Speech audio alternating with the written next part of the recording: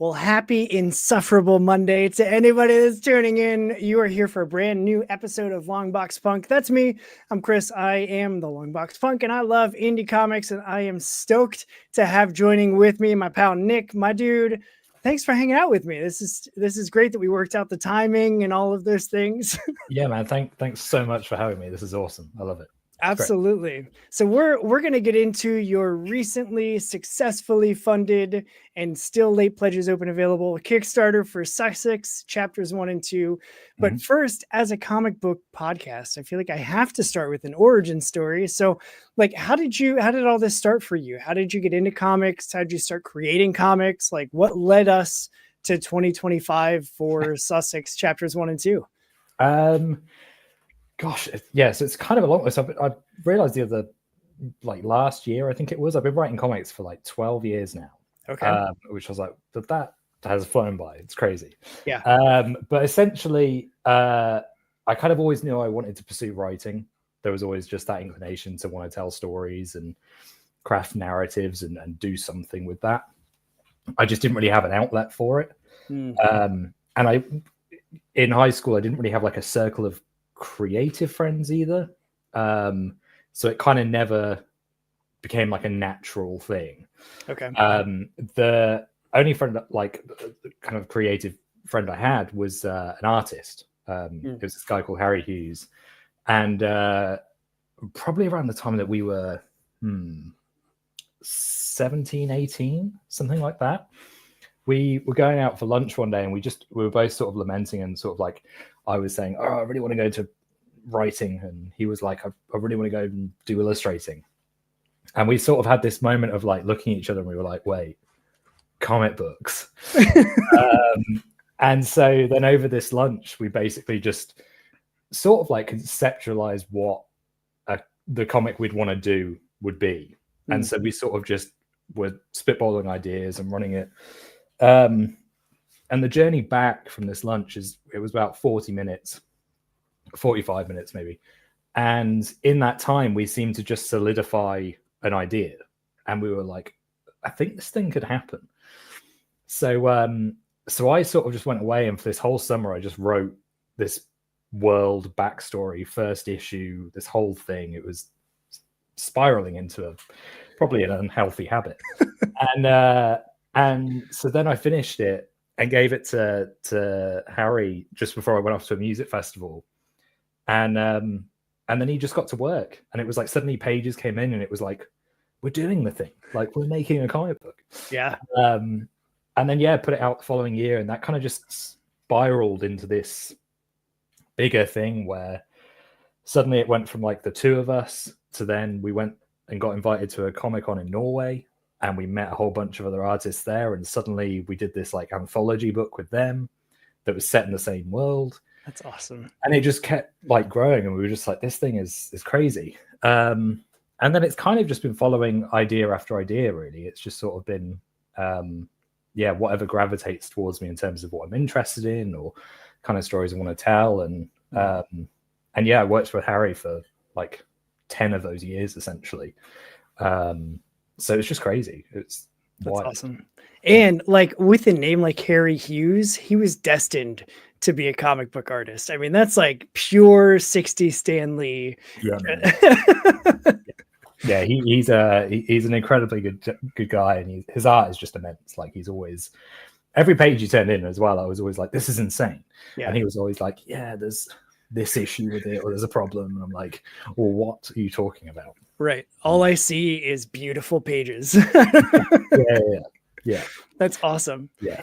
You mentioned chasing down different story ideas, and I was looking at the 3 projects that you've funded on Kickstarter now, and I wrote them all down because I have a terrible memory. But you had Lone Tales, which was sci-fi, thriller, horror, like 2 stories in the same world. You had Red Wave, which was a Ronin adventure, and you had Sussex, which is now a World War II psychological thriller spy noir book. Like they all feel very uniquely different. And so I'm curious, like, how does your brain come to those ideas or is it just kind of like I really like this, I really like Ronin. Like I could probably write a Ronin book. I really like horror. I could probably do like, is that how do you come up with these things? It's a little bit of everything. I think I always have a bit of an idea of emotionally the kind of story I tell. Like I tend to write stories that are either romanticizing something, have a romantic element to it, or there is sort of like love for something on the page. There's always that kind of thing. So I think I always start there, and then something will just kind of hit me, and I'll go like, "Oh, it's set during this time." So like, the Red Wave is very much a story about like the bond between friends. So it's like the love between friends. Okay. Lone Tales is the story I worked on anyway, was about like the love of a family as they escape an infected horde. Okay. And Sussex is about literally a relationship between Archie and his wife, and how he's trying to get back to her after something's gone on in his head, essentially. But in terms of the settings, it is just always like I'll watch something or read something and I'll just suddenly kind of go, yeah, I think that's it. I think it's set during this time and it's doing this. And part of it's the research thing. Like I absolutely love research. Like I'm a bit of a nerd for it. So like Sussex research was insane. Red Wave was great. Just sinking myself into Ronin.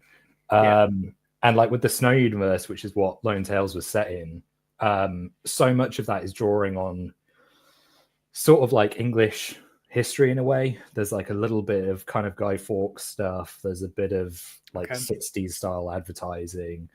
There's a lot of things that we kind of like pulled from there. So I think history's kind of always got a place in my head in terms of like, this is what I want to look at, but driven through an emotional current, I guess.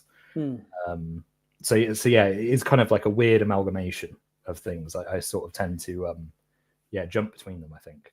Yeah. Now, with the tie of like history and period pieces, were you always like a history kid in school?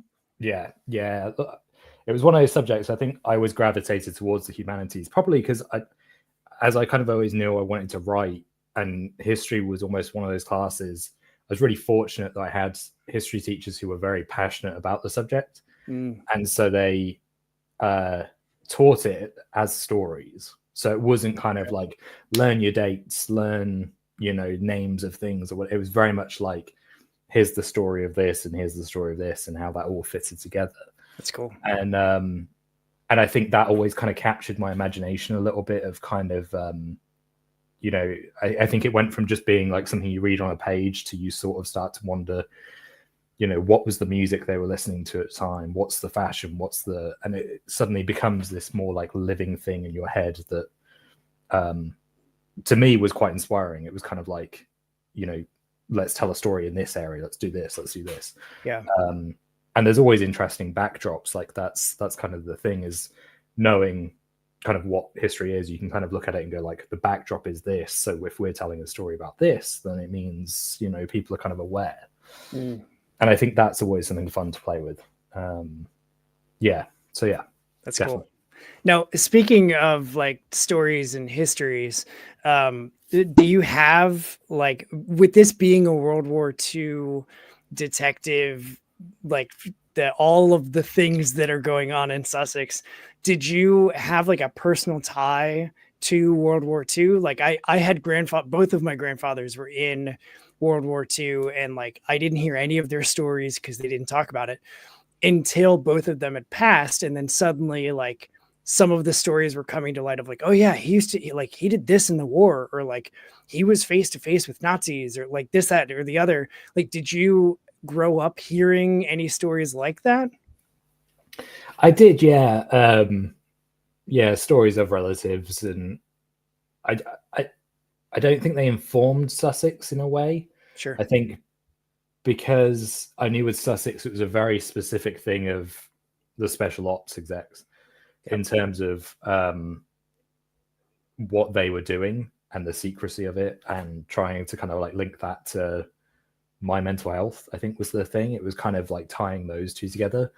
But I think looking at it, there is probably a sense of, in Archie's narration, like there's a narration that runs through the book. Yeah. I think in a sense, part of that is almost like somebody telling you the story of what they did during the war. So probably subconsciously I was doing something with that in terms of like you learning a story about somebody doing something that is extraordinary. So it wasn't directly influenced, but I think probably there's always a hint of it. That's cool. So give me, like, for those that might not know, I've read the first chapter. I posted a review, which anybody can watch now. But like, what's the elevator pitch that you give folks? Like, where did Sussex come from as you were like creating and writing this world? So the elevator pitch is kind of the log line we've been using while we were promoting on Kickstarter, which is just that it is a psychological thriller that explores mental health through the lens of a spy in World War II. And where it came from was essentially that I've always struggled with mental health issues. So I've had anxiety for like as long as I can remember. And it's got better. It's not great, but it's got better.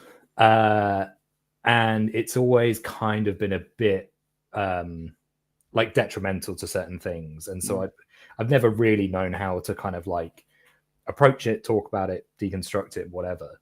Yeah. And then 10 years ago or so, I kind of went through like my first kind of real bout of depression, which was just incredibly heavy and kind of quite difficult to kind of just navigate, especially being anxious at the exact same time. So it's sort of like, I don't know what is going on. Double whammy, yeah.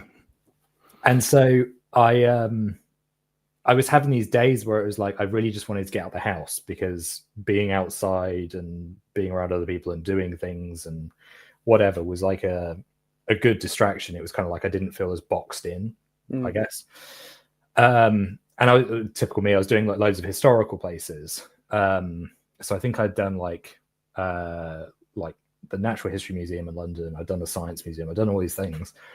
And then one of the places I ticked off was Bletchley Park, which for anyone who doesn't know, if you've seen the film Imitation Game with Benedict Cumberbatch, that's set at Bletchley Park. It is literally the home of spies. So it's where they created Enigma, essentially. Sweet. And it's a really nice little place. It's just like this house and these grounds, and there was something weirdly peaceful about it. And in it, they tell you the stories of like the people who worked there, the things that they did.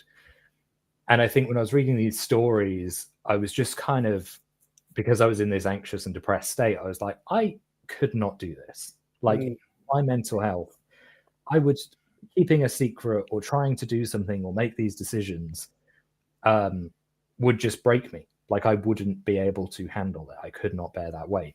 Yeah. And then I kind of thought, well, anxiety and depression aren't new things. Like people have felt them all the way through, because it's not like suddenly just one day they appeared. Right. So I was like, those people must have felt something, but they couldn't put either a name to it, or there's no medical diagnosis for it at the time. There's no help. There's there's PTSD, but there's no like, you have anxiety, you can take this, you can do this and this. And so that's kind of where it started in a way, is it was almost like putting those two together of this, these people who did this incredible thing, and me going, what would that look like if that person had anxiety and depression and was vulnerable in that way whilst trying to do something for the greater good, like to kind of get there. And so that was it. It just kind of came from those two things. And for a while, I just tinkered at it, and I was kind of like, I don't know what it's going to look like. I don't know how it'll feel or whatever. And then I reckon probably, like 3 years after that, if that was like 2015, probably around 2018, 2019, I think I landed on what it would be. Okay. That was after a lot of research as well. There was a lot of research that went into spies and the SOE and all that kind of stuff. And eventually it just formed, like it all just sort of clicked together. But it was a long time. It was quite a while just to piece it together. So, yeah. And so once you landed on the story, then like, how did you, like, you've got the script together, how did you connect with Alvaro to like do the artwork on the book? Or was it like you linked up with him first and then worked through the scripting and stuff like that? Like, what was that process like? It was a little bit of both. In that I'd already scripted the first issue. I think because I just knew what it looked like or sounded like in a way. So I'd sort of written this first issue, and then I was working with Harry at the time on another book, and I sort of knew that Harry's art wasn't quite the right fit for that story with Sussex. Like in my head, I had a different style altogether. And also because Harry was booked up, it kind of worked out. And so then I just kind of went searching, and just literally one day, like Alvaro's art just appeared on my Instagram feed. And it was probably before the algorithms have got completely broken, and it was so scattered now. And we just, I was like, I think that's it. Like I looked at some of the poster designs he'd done and some of the art and the colors he was using. I was like, I think that is it in my head. Like you sort of know it when you see it, kind of thing. Yeah. And so then I just reached out and I said, hey, have you ever thought about doing comics or whatever? And he was like, I love comics. And then we just sort of hit it off, like as friends as well. Like we just sort of realized that we loved the same style of comic books. We loved the same kind of storytelling, and he'd never done a comic book before. So this was kind of like his first thing. And so then, yeah, we just sort of set out to kind of work on it and make it. And some things did change in the script, and some things have kind of changed where they're finalized, which again is kind of the beauty of comics. Like I love that as part of the medium where you can kind of, I always say it that like artists just like elevate the writer's script. Like you'll sort of like deliver a script and you'll go like, yeah. And then an artist will come back and you'll be like, wow. Yeah. And that's definitely what Alvaro did. Like, every page was just kind of connecting, and it was kind of like, yeah, you've really done something here that I couldn't see, and I think it's come together quite nicely. That's cool. Yeah, it's always fascinating to me, like as someone who just I can't stop writing, but I can't draw my way out of a paper bag yet. I'm trying. I'm learning. I've got sketch pads full of just circles because I can't draw a circle cleanly yet. But I can't even draw a circle or a square. I can't. I'm trying. We're getting there. And like everything that I read, it's just a complete tangent, but we're live. So everything that I've watched of like YouTube videos or other artists talking about like how they teach drawing or how other people have learned drawing, it's always like, just start. Like there is no correct way to learn. And so it's just like, you just start doing it. And I've been just doing it for like 2 months now. I'm like, am I even doing this right? I have no idea. But I'm still just filling pages with circles and boxes and lines and trying to figure out the basics to then like take it. And I haven't even started with anatomy, let alone like color theory and all of that stuff. And I'm just like, whatever. I'm doing it for fun. So who cares? You'll get there with it. I think like the other thing as well that I quite especially like about comics is that you can find art of every kind, and there is almost like a harmony to like the style of art with the style of writing. And so like not everything will work in the same way, but when you find the right fit, it's kind of like, wow, that works so well. Like I would not have pictured that, but that connects. And I think like that is something that you see a lot in comics that is always really inspiring as well. Just to kind of see, like if you saw the sketch on its own, you'd be like, yeah, that's fine. But when you kind of read it in the context of the comic, you're like, wow, like that's nailed it. Yeah. Yeah. And one of the things that I love about Sussex is the like very specific color palette, because as like heavy and dark as the blacks are, it's also like very vibrant oranges and yellows and like this greenish tealish type cut, like all of these colors that are super high and cut like just bright and eye-catching, but then it's this very heavy tail, and it almost makes it feel even heavier because of the color palette. As it was like, as I was reading that first chapter, it was just like, there's something about like very good, I love like a good just heavy black comic. And was that all his style? Like, is that what you had imagined? Did you talk about the color palette usage and stuff? We briefly did. I mean, like when I first found his Instagram and I saw those colors and stuff, in my head I was like, oh, that'd be really cool. Because when I wrote the script, I actually had I had like some areas where I'd specified color about something. But in general, I was like, this could work in black and white or color. Like it's completely up to the artist at that point. Yeah. And I'd rather have that conversation with them. I think that's where it kind of the script becomes the collaboration, is that it's like I almost wrote the first draft in a way of like, this is me and this is my side of it. But when an artist joins, it changes and you sort of morph it. Yeah. And I think for Alvaro, we had that conversation about, you know, black and white or color. And I think he was kind of like, yeah, I think color. And I vaguely remember I think he delivered like the first 4 or 5 pages and it looked insane. Like I was like, this is magic. Like it's great. Yeah. And he was just like, yeah, I'm not quite happy with the colors. Like, I don't think they're quite right. And I was just like, what do you mean? Like, this is incredible.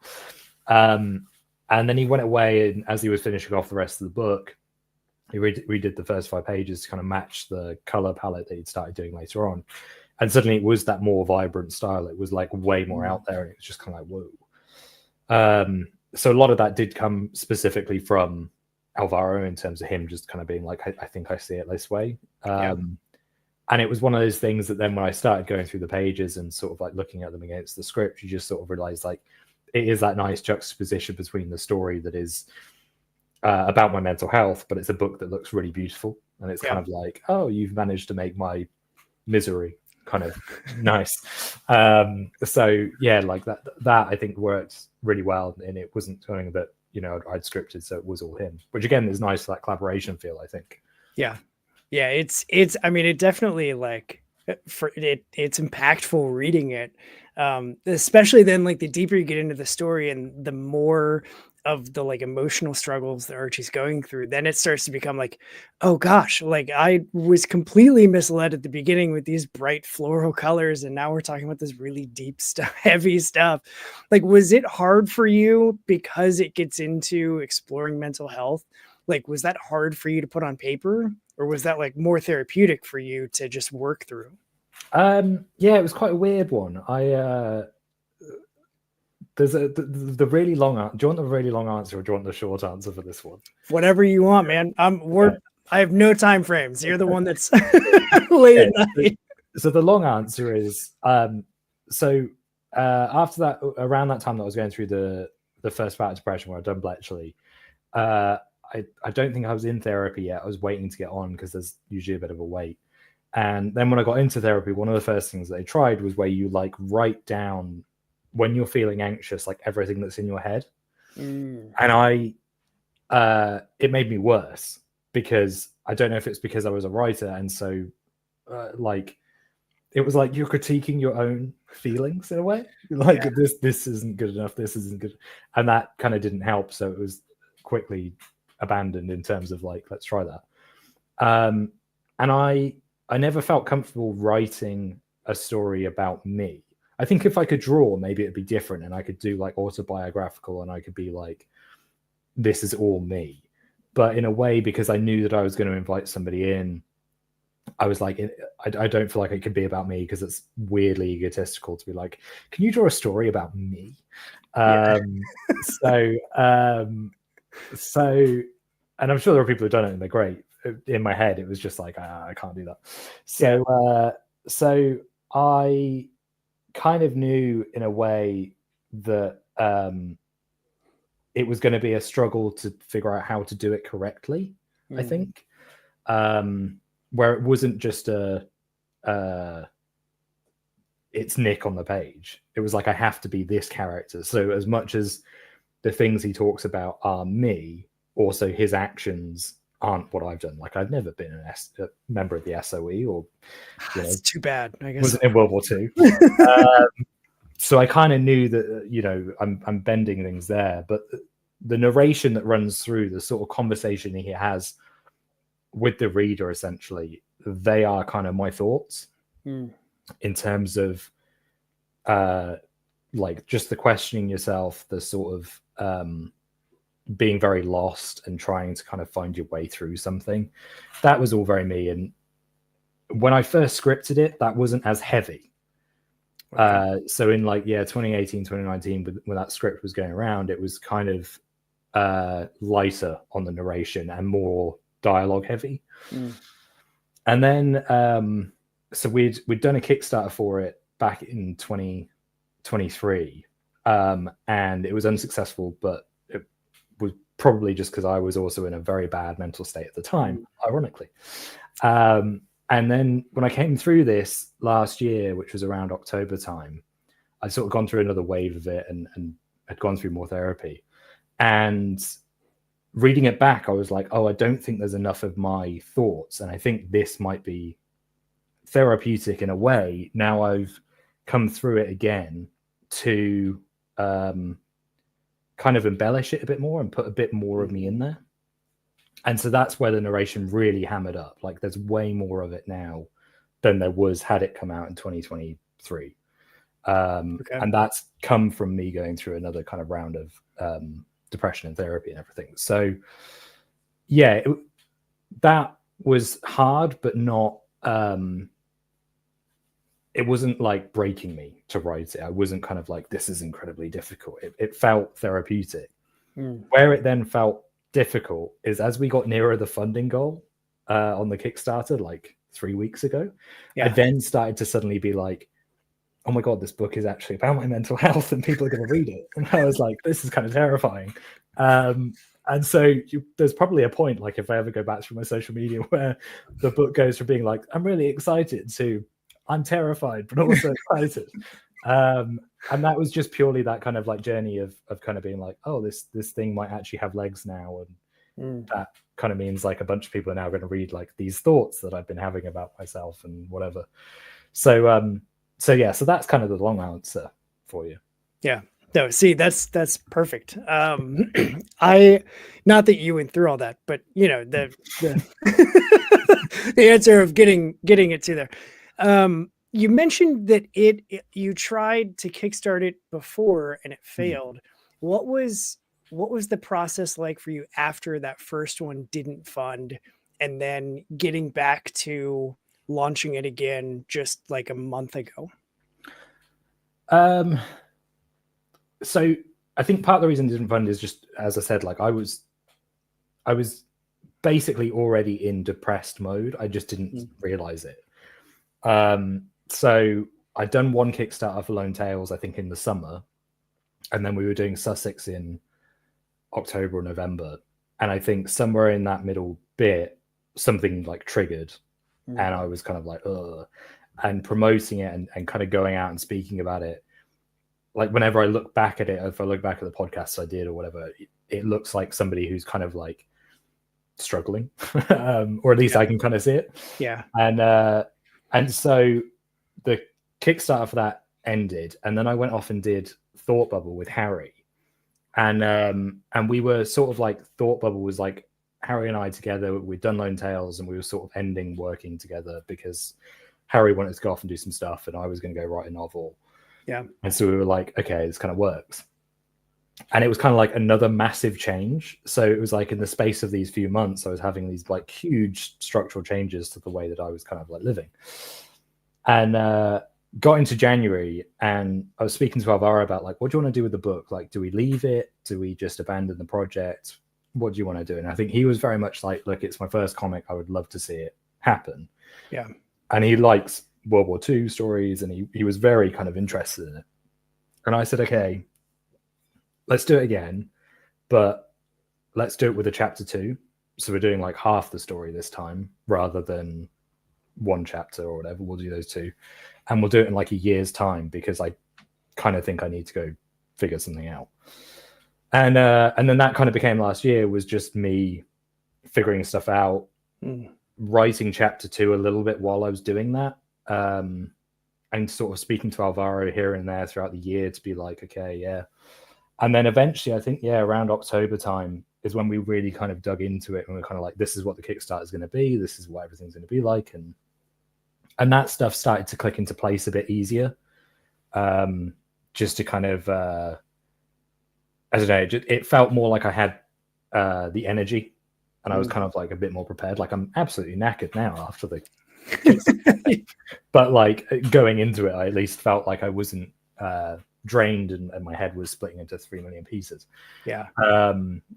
So it felt better this time around, just because I knew I was in a kind of better place. Like, I'd sort of landed somewhere better. But yeah, the process was, I'd say it was kind of like organic and natural, but I'm not sure going through a mental health crisis it was organic or natural.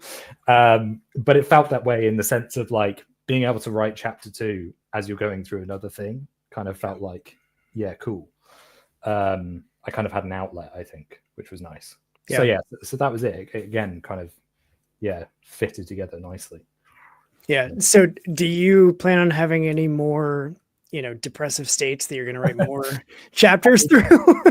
There's 4 chapters, so I've got to have another 2 mental health crises. Got it. And then it's done. Got it. And then when the trade happens, I'll just have 4 mental health crises to pull it all together into one book. Yeah.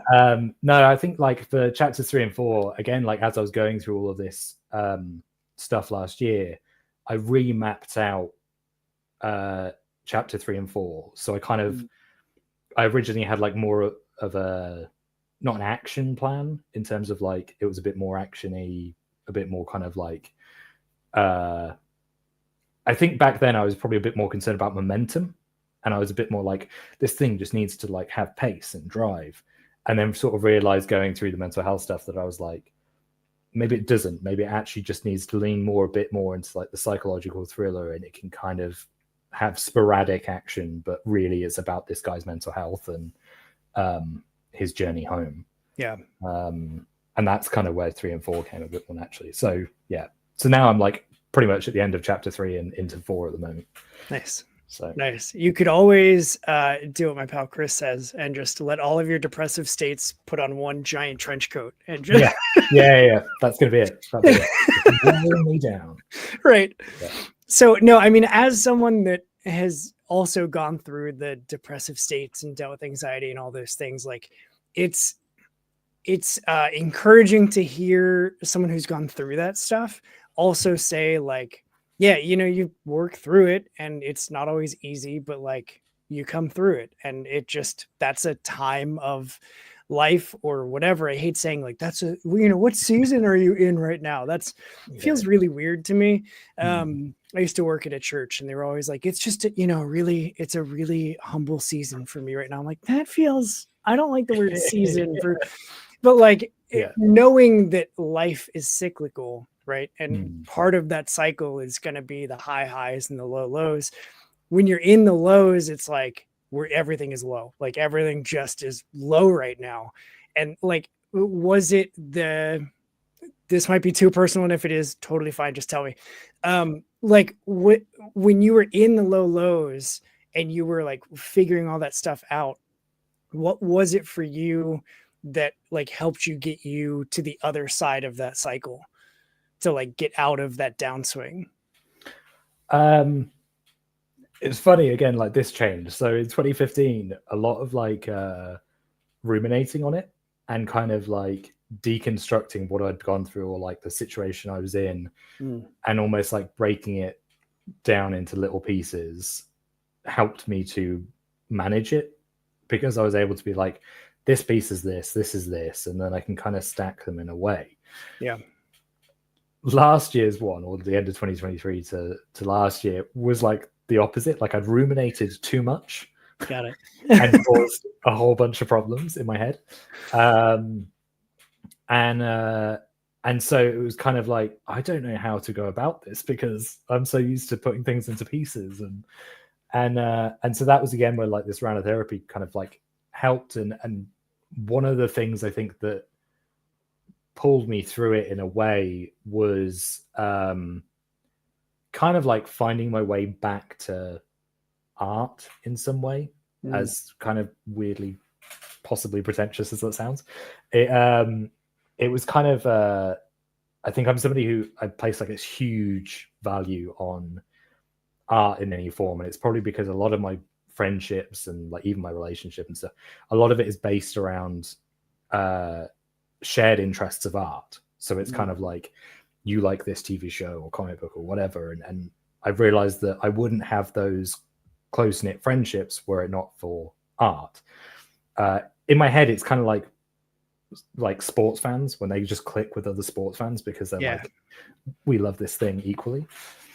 So I think for me, it was like, art is this real high thing. And I think kind of like finding my way back to being inspired by something, or not just passively watching something. You're sort of watching it and kind of going like, what's moving me about it? What's kind of exciting me about it? What's the thing that's kind of grabbing me? Yeah. And kind of then just finding my way back to me a little bit, I think was the thing. I think I'd ruminated so much that it was almost like I didn't recognize myself in a way, which is kind of like Archie. He's kind of like running through the memory, and he becomes kind of like an unreliable narrator because is the events he's telling what happened, or is it just how he wants to kind of view it? Yeah. And I think that's kind of what I did in a way, is I was almost like viewing myself in a completely different way. And the way I started to find my way back was just to find the things that I loved, or the things that I did for me, just me. It wasn't about like somebody else or interesting somebody else, or like trying to have people notice me in some way. It was always more just like, okay, me, like that's all that matters is me. Yeah. So it kind of fits with the comic book theme, to be honest, because comic books were a big part of that as well, in terms of reading, digesting, and just kind of being like, yeah, I can do this. Fine. Yeah. That's great. No, I thank you for sharing that, because it's like I have a hard time of over analyzing everything. And I've heard the like, what's the best way to eat an elephant when you're feeling overwhelmed and everything is huge? And it's like, you just start with one bite, and it's like one bite at a time. So like take this huge, massive thing that you're dealing with, and then figure out like, what's the first little piece that I can identify and like take out, and then look at and figure out if I need to hold on to it or like move on or whatever. And so because of how my brain works, like I am the Tony Stark, and I've said it before on the show. So if you've heard this before, I'm sorry, but I where he has the reactor and he like blows it up in his like 3D computer, and he's like looking at each individual little piece and throwing stuff. Like that's how my brain works, is I like to do that with stuff. And sometimes that means like, hey, why am I like in a down state right now? And I'm like, oh, let's blow everything up and look at every tiny little thing that bothers me. For like writing down what I'm anxious about sounds awful. Yeah. Like they tried it again, like this time around with therapy as well. They tried the same thing where they were like, okay, let's start here and let's like try writing down exactly what you're going through in your head. And I was like, I can't, like I've done it before. It did not work. And I'm so anxious about writing down what I'm anxious about. Yeah. Oh God, I'm so angry. And like, and the thing that helped a lot is that, and I don't know if this means I'm going to have to go for another round of therapy in like 10 years or something, but essentially it was like I was always going down the same well-worn path. So like that was kind of the thing they always talked about. It's like, for years you've been going down the same well-worn path, same thought process, the same thing, and you have to now carve a new way. And it was kind of like that well-worn path was almost built off of the last therapy, because it was like that was the thing that got me through. So it was kind of like, now I need to try a different way. And so I don't know if it's going to be a case that I'm just one of those people that is always like always shifting. Yeah, like figuring out a different thing. But well, hopefully not. Yeah, hopefully not. Hopefully it's like at some point something just fits together and I'm like, I'm fine. Yeah, everything's fine. But yeah, again, like that was the stuff that I think being able to explore through Archie did really help. Like, as I was finding my way back through the things that kind of influenced me or interested me, being inspired to write that was really helping. And I think it partially helped because I did have a a novel on the go at the same time. So I had like a novel that wasn't about my mental health at all, and then I had a comic that was very much about like, okay, I noticed this thought pattern. Can this thought pattern fit into Archie's thoughts? Can it kind of work and sort of build it out that way, which really kind of helped, I think. Yeah. Just to kind of like lose myself a little bit through those worlds. Yeah. Yeah. How do you keep the different tones of like your comic work and your novel work? How do you keep that separate if you're writing them at the same time? At the moment, it's been easier because the last novel I wrote was very much about community, and this one is also about community, but it's kind of told in like a different way. Yeah. And I feel like with comics, I've always got a narrative and like an arc and something I'm kind of like really exploring. In my novels, it's way more like character. So it's like way more, it's really heavy on like dialogue. Like it's something I couldn't do in comic books because you're limited by a balloon essentially. Yeah. Unless the entire page was just a balloon. And so I'm able to kind of like do that in novels. So it's kind of like I can have these really long form conversations about just like people's humanity and doing things and what kind of brings them back to them in a way. And then for comic books, it becomes a bit more like, how can I convey this emotion? How can I convey this thing in the most, without it feeling like direct and forced, but like the most kind of structured way? Like, how can I kind of go like, do you know what, in 3 balloons, I need to say this feeling rather than in a page of dialogue or something. Yeah. And so it kind of keeps me on my toes. I think that's the thing I quite like, is in a way they're stretching different muscles. And so if I'm really struggling with the comic, I can go back to the novel and can kind of like bounce off each other, which is nice. It's fascinating. Yeah. I dig it. Do you already have plans for like what's after Sussex? Are you focused on getting through the 4th chapter, getting the whole story out, and then like moving on to whatever idea comes next for you? Yeah, a little bit. I think I'm very focused on Sussex. I think just because I'm kind of like at the end of chapter 3 at the moment in terms of writing, I'm going to 4, and I'm very much thinking about the ending and trying to work that as best as I can. Comic book wise, it's kind of like that's my focus. There is something else on the back burner that I'm kind of like I'd like to do, which I think is probably the second most like fun story I've written, where it doesn't kind of like have like a really serious tone to it. It's something that's a bit more of like a romp. Okay. And so like that's kind of in the peripheral, but otherwise it's just the ending of Sussex and this novel that I'm kind of still tinkering with, but getting there. So yeah, there's always something. Like I'm one of those people that can't really like sit still, and it's a real problem. I go on holiday and I'm kind of like, I want to do something. Yeah, I have all this energy and nothing to do it with. Yeah. So because Archie is like this spy and this almost detective, like spies and detectives go hand in hand for me. Like, if you were to die this crazy mysterious murder, what detective would you want to be on the case to solve your murder? That is a great question.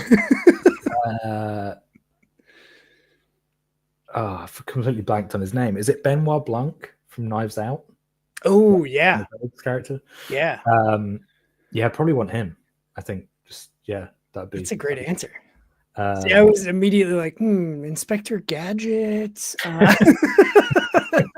It was either him or like Poirot, but I feel like Benoit Blanc's a bit more like unusual. That's a great. I love movies that have that like ridiculously smart character that as you're watching it, you're watching one thing, and then there's always that reveal of, remember when he did this and you thought it was for this reason? He was actually doing this other thing, and like seeing a completely separate story. I love the Knives Out movies. That's super cool. So good. This is the part of the show where I'm just asking you like random questions that I'd written down. So I'm here for it. Love it. If I'll go with this one. Because you're not in America, we have like an international market that's here in the area and it's like nationally known, whatever. What is your favorite regional snack that you like to eat? Because I want to go try and find it at our international market. Ooh. What would be my favorite thing? That is a great question. I honestly don't know. I'm like such a foodie, but I'm trying to think of like what I'd have that is like a local thing. Yeah, I can't think of one. The only thing that comes to mind is, and it's kind of like a weird comfort food, would just be like baked beans on toast with like cheese. But I think that is like a global thing rather than a UK thing. Like I think everybody kind of does baked beans on toast, I think. You would think that. I would be here to tell you that you would think wrong. I don't know any. That's my answer then. Perfect. Baked beans on toast with cheese too? Yeah, man. You like grate the cheese on top. And if you want to like add a bit of depth to it, you add like Worcestershire sauce to the baked beans. Okay. Just taking notes so that we can try this.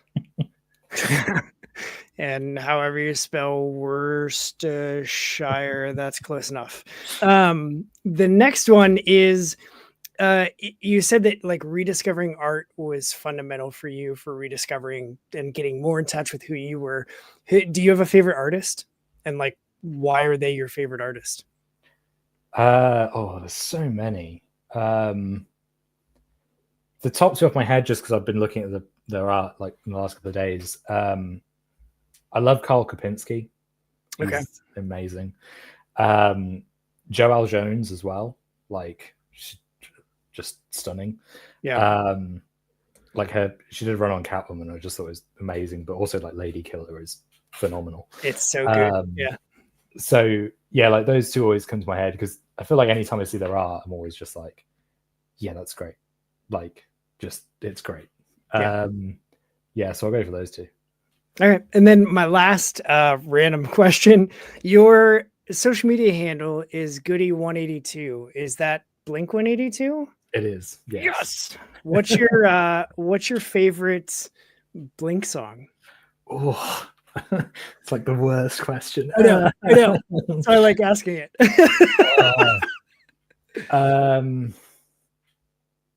Or like album, because I know album is usually an easier question when you've got the catalog size that they do. That's also really hard because I'm like a fan, so it's like picking up. And like I'm a record guy as well, so I can't do like playlists or like singles. I'm always like, I need a record. Yeah.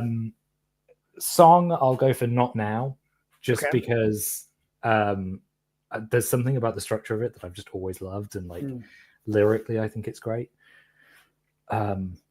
Record, so difficult.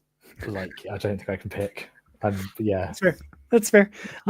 For me, it was always I got on the train in '99 for them. So like right after Damn It, right when Travis joined.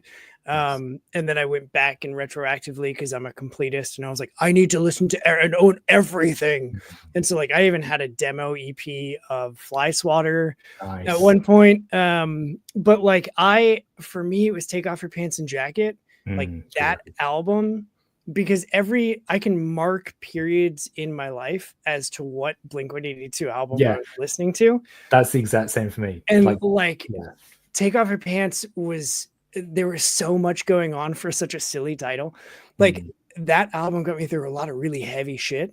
And it's my comfort album of theirs. If I'm like, like some bands, I'm like, I'm listening to everything of theirs. Like today was AFI. And I went back and started with their initial album and went all the way up through 2000. Cause once Miss Murder came out, I like their stuff before Miss Murder. But so I listened to every album. And I've done that with like Relient K and Tiger Army and Rancid. But with Blink, it's like I'm specifically in the mood for this album, and Take Off Your Pants is usually the one that I put on. I think just because I'm taken back to like, remember when everything sucked? And like I listened to this album and now that's those things that I thought were like world ending are like blips in my memory and they don't even matter. And so yeah, I loved seeing the 182 and I was like, I hope that's where this is going.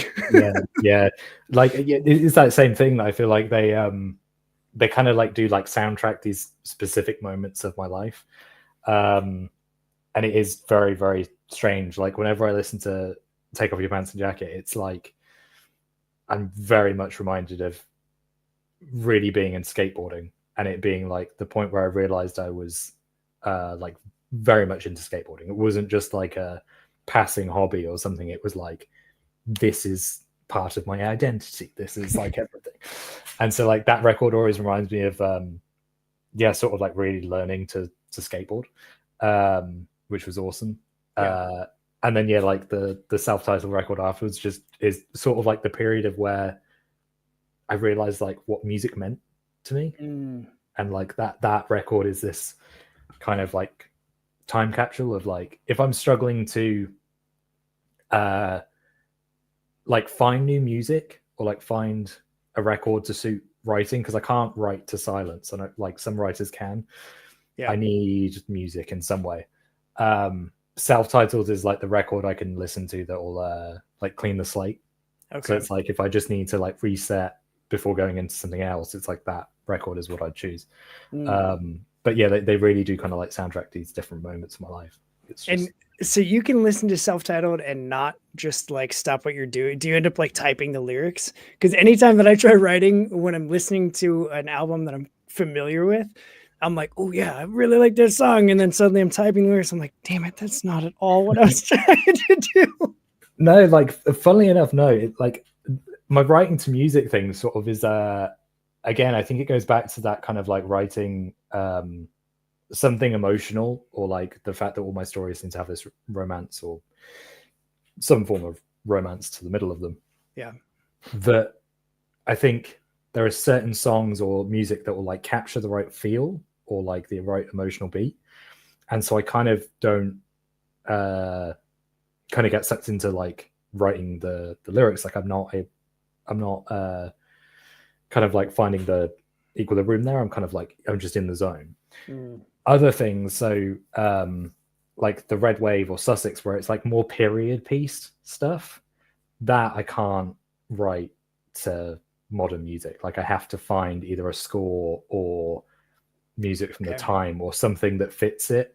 And I think it's just because I'm trying to imagine that world. But if it's something that is either like future or present day set, I can listen to Blink or whoever and it kind of just fits. But yeah, it always kind of has to go around the period, I think, of the thing I'm writing. Yeah. It's I love how many people say that, because it's validating for me. Because I'm like, oh yeah, good. Okay. That's how I like, if I'm writing a sci-fi thing, I want to listen to like synthwave music. And if I'm listening, I agree that it helps immerse you more in the world that you're creating, and it helps it make, for me at least, feel more real, like hearing the music that the characters would have been hearing in the thing that I'm creating as I'm listening to the music. It's a very Inception thing. Yeah, there is like something really weird about it where I think for me it's just that like immersion of it, that it's just kind of like, even if I'm like editing or doing a second draft and I'm like out in public, like from a cafe or something, if I listen to that music, it's like suddenly I'm just in that world. It's like I'm boxed in my own little thing, which really helps. But yeah, like music is one of those things that like I can listen to like a new song or a new record or something, and it will give me like a idea for a story. Like it will be like, oh, okay, I've got the emotional thread for something. I need to now just pad it out. It's just so intrinsically tied to like how I write. So what do you, when you're not writing, like what was the last album that you listened to start to finish? I'll check. Let me load up my music app. Just give me 2 seconds. I'll tell you my last spun record. That isn't Blink, because that's just always a given. Let me check. So okay. So the last record that I was listening to when I was writing something was Death Stranding, the score to the game Death Stranding. Okay. The last record I listened to that was just for me and wasn't anything else. Was an EP by a band called Wallows. They've just released an EP called More. They're like indie rock. And it came out on Friday, but that was the last thing I spun that was just like not writing centered. Yeah. Nice. Do you hit all genres when you're just listening, like around the house or when you're like traveling or whatever? Or like, do you have a specific genre, or do you bounce between like soundtrack to indie to punk to whatever? Yeah, I think it's more a bounce from like soundtrack, indie, punk, whatever. It is kind of I never know what it is. I just sort of wake up and I'm like, one day I just want to listen to like this, and then like sort of listen to this, and will sort of just flip easily between them. I don't think I have a thing. It is one of those things that music, I think, in my kind of like teenage formative years, early 20s, music was just this huge part of like my identity, I guess. It was just very much like the thing. And so I think I did flip between a lot of genres as you sort of like find your way through. You got to find the music that matches like your mentality, your emotion, your energy, your voice, even. Like it's definitely, it was fun figuring that out. And then also I'm at a point now where like I read, by the time you hit like 25, you've already figured out what music you like. You've already figured out who your favorite bands are, and that's what you're listening to for the rest of your life. And as much as I'm intentionally trying to not fall into that, I've had the same like top 3 bands on my Spotify Wrapped every year for like 6 years. It's always Blink, Reliant K, and Tiger Army. Like those are always in my top 3. Yeah, see, like I don't know if this is the writing thing and that sort of like idea of clean slate and then finding a new record. But I've realized in the last few years that like mine has actually changed from where I was like just like 8 years ago. Like it has really kind of shifted. And that's come through just discovering new artists, which is the weirdest thing. Like I didn't think I would be in my 30s and be at the point of like, oh yeah, this new artist is now everything and I am obsessed with them and I need like their back catalogue and whatever. But it's just happened, in the last like 5-6 years. There's been like 2 bands specifically that have just seemed to have completely rocked my world, and I'm like, they've come out of nowhere. Okay, sure. So well, I gotta know who those 2 bands are, right? So one of them is Wallows. Like Wallows, just they're like indie rock, and they've really kind of like hit my right kind of indie mindset. So Wallows, and the other is a pop punk band called Trophy Eyes. Okay. They're an Aussie band, and they write a lot about like mental health. Nice. Probably why it's suited, but yeah, like they've done, in the time I've been listening to them, they've done 3 records, and it's like each one has always ended up at the top of my like playlist, like end of the year playlists, and I'm like, that's wild that this band has just come in and done this in my like late 20s, 30s. So yeah, the last time Blink was usurped in my top 5, it was by Rancid. And it was because they had put out a new album, and I was like, you know what? I don't listen to nearly enough Rancid. And so I like listened to their entire catalog, and then was like, you know what? I really liked that. And then I just kept circling back to the beginning and listening to Out Come the Wolves like 17 times because that album is perfection. And then, I would be like, I gotta, like, it's stupid that I think about that end of year playlist as much as I do, because I'm always like, I don't want to just be the guy that's listening to the same stuff. And then I always end up with this, like going through all the AFI stuff today. I was like, ooh, maybe they'll make an appearance because I'm probably not done listening to them. And I usually don't listen to them, but I forgot how good their first like 4 or 5 albums are. And because it's very much like horror punk stuff. And I've been really into horror punk lately with like the stand-up bass and the clickety click clacking that they do. I love it. And I'm even to the point where I'm like, you know what? I'm just going to do the rockabilly hair and like do the full on pompadour. And I told my barber that, and he was like, it's going to take some time. Like, it's not going to be like that, this cut, but we have a vision. We're going to get there. And I was like, here for it, man. I trust the process. So good. Yeah, I love that stuff. Like, I think I'm the same, where like weirdly that end of year kind of like breakdown of your music has become such an important thing. But for me, it's like the hours logged. It's like, I need to know I've listened to more music this year. And then, I'm always trying to listen to more. But I thought about it last year that I was like, it's such a weird thing, because like I will never get to the point where like the time I listen to music is what I want it to be, because it would have to be listening like 24/7, which is impossible. Yeah. So I was kind of like, what am I trying to achieve? Like, what am I aiming for there? Like, what's the just never-ending music? Yeah. No one has to see this. It's not like I have to live up to certain standards. But here I am competing with me of last year and the year before and the year before. Like, it's wild. That's great. All right. So those are all of my official notes, but we are not done. I have two more things for you. Cool. The first is super easy. I'm going to take a screenshot and use this as the YouTube thumbnail, mainly because it makes my life easier. So I'll get my keyboard shortcut here, and then we're going to pose, and I'll just, we'll go 3, 2, 1. Cool. The other thing is, similar to what you're talking about with all of your friendships having that baseline of art and appreciation for it as like a through line. I love doing this show, which also officially, this is the 1-year anniversary of Longbox Punk, and you're on it. So you can hang your hat on, on that, streamers and whatever. But I love doing this show because so many people in so many different countries and different parts of the world with different backgrounds and different perspectives all have this same love of comics. And so I like at the end of every episode to stop talking, and I'll just turn the floor over to you.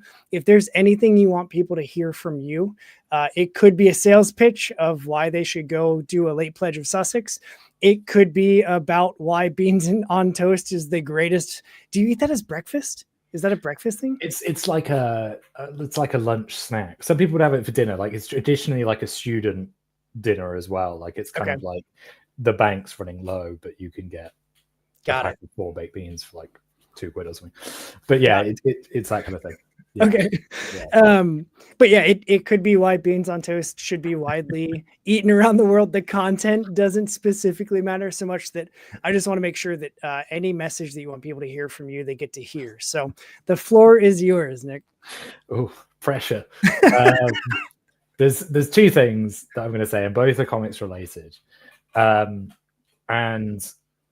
one is that if you want to read Sussex, late pledges are open. So you can still go to our Kickstarter page, you can grab a copy. We're still open. There'll be more information about when those pledges are ending, but for now I'm catching up on sleep. The second one is, if you read comics and you're looking for new comics to read, I've got one that I've just been like adoring. Like, I've been talking to everybody I can about this book because the art's great. It's just phenomenal. There's a book called One for Sorrow, which is by Jamie McKelvey.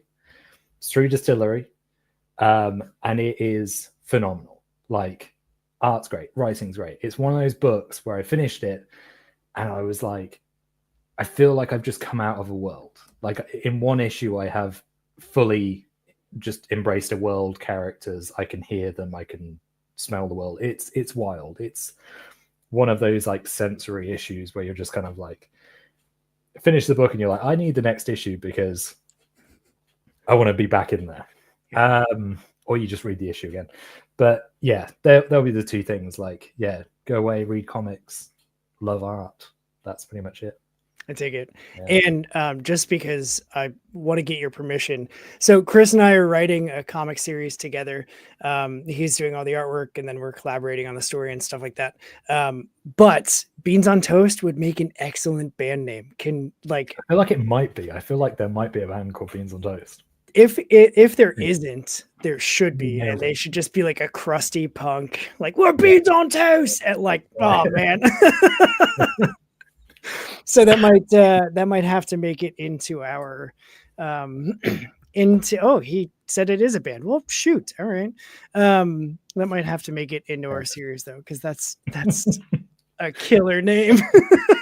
That's another thing I do is I'll hear stuff that people say. I'm like, ooh, that'd be a good whatever, like band name or like album cover or song lyric or something. Yeah.